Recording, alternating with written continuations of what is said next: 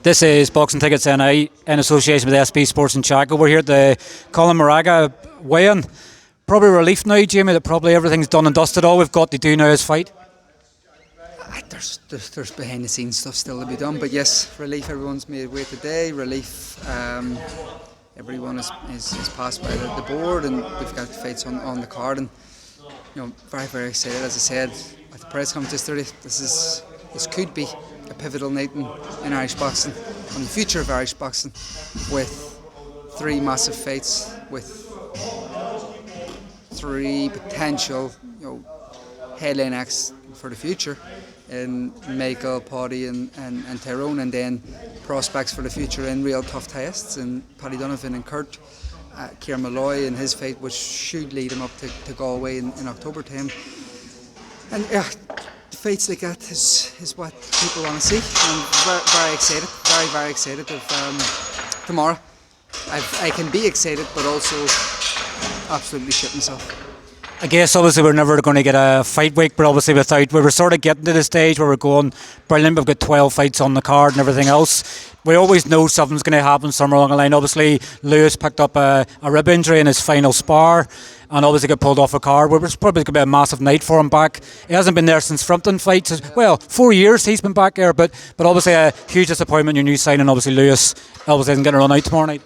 Got it. I was very excited, really looking forward to see what he was going to perform like under the new coaching system, and how he takes to the advice and the tactics in the corner, and how it moulds together with the style of boots. So it's a small bump. It's a small bump. Listen, as I said to Lewis when the doctor said, or the chiropractor said about the rib, the end result is not fighting in 6 rounds or 8 rounds on a Michael Conlan undercard. The end result is Lewis Crocker become world champion, and what happens at Saturday does not determine that. It's just another step in the road, and it's a small blip. We'll take your time and come back. Obviously there's a lot of confusion today, and obviously a lot of conflicting stories around McGivern and McGlynn.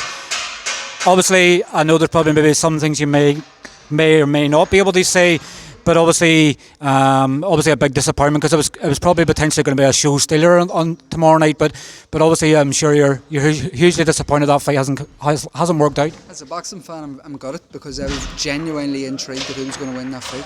I didn't know. I think I favoured James, but then when I hear the sparring stories of Cully and Tyrone and Macomb, you started to realise it could be a diamond in the rough. And Tony, and it was one of them ones where you had to see it to believe it and witness it. And unfortunately, at the witching hour, the last hour, it kind of fell through. I understand both camps. I can sympathise and empathise with both camps. And Tony hadn't fought at 135 yet. They've been close to 135 yet, and the board have to look after the health and the welfare of fighters. And they thought that 137 was appropriate, and they also fought at 6 rounds and said 8 rounds was more appropriate, because he's never fought a 6-rounder and he's only fought 4 rounds. And it's just unfortunate that it all comes at the end, and nothing anyone can do at this late stage. I think it sets things up though for the future with both of them.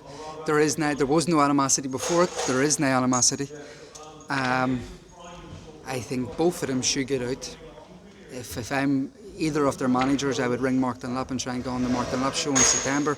And then, if we have a show, most likely before the end of the year, we'll try and get them back on together.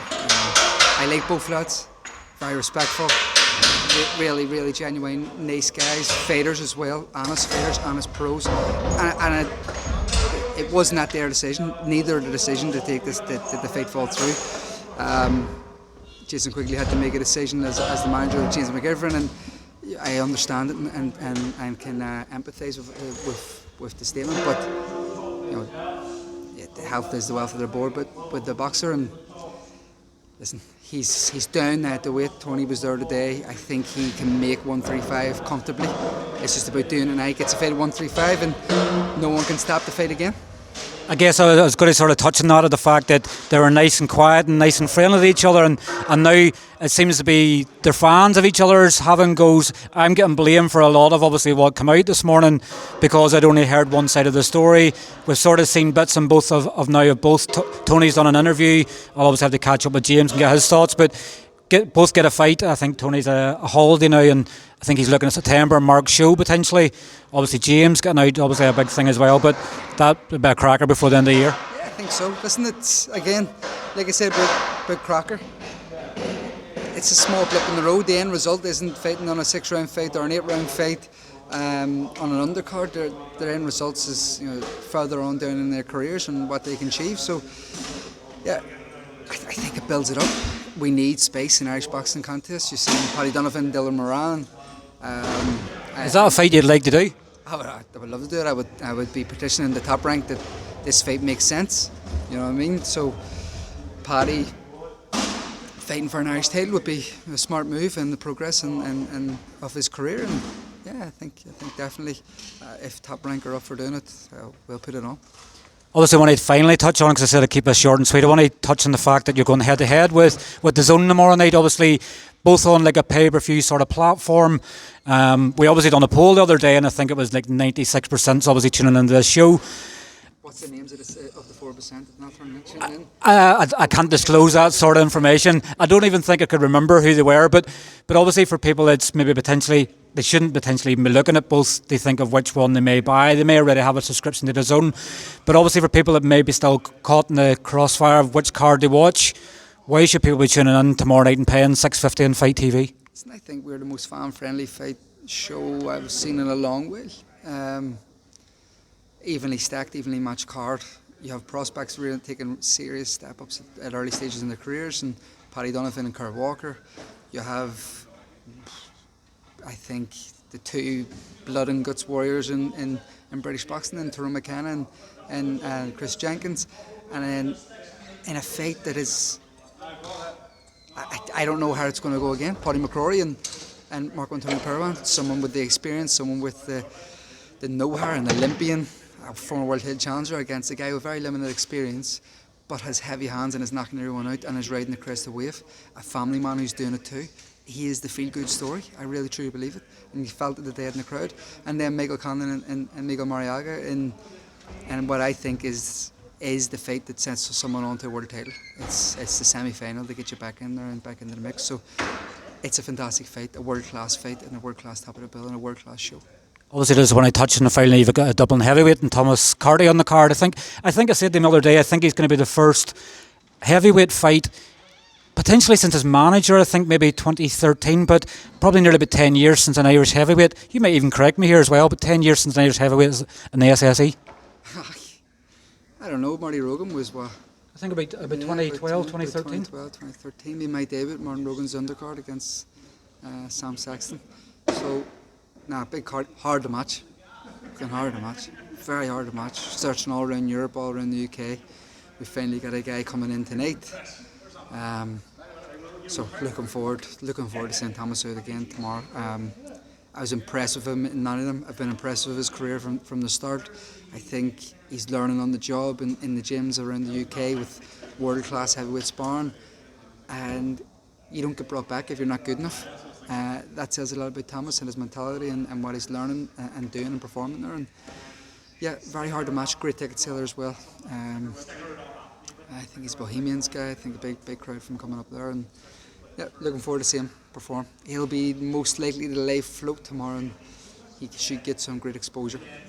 Definitely, I think that's a big thing for him now, is getting the exposure right time. Everybody wants to see heavyweight boxing. But obviously, well, thank you for your time. We obviously know you've still a busy evening. You have to go and eat now, obviously, now that everybody else is ate today and they've weighed in tonight. So you've been the hungry one sort of waiting. But I'm sure we'll catch up with you after the show tomorrow night and see your thoughts on how everything went down. I'm sure we'll have a fantastic interview tomorrow night, because we'll have 3 massive wins, a big smile on the face, and fantastic performances from the prospects. But I genuinely believe every fighter is going to be tested tomorrow. Every fighter is going to be tested, because every B-side opponent did not look like a B-side opponent. They came in hungry, they came in with real intent to win, and from a management perspective, scared shitless. But from a promoter's perspective, yummy, yummy. Happy days. Well, thanks very much for your time, Jamie. Nice one.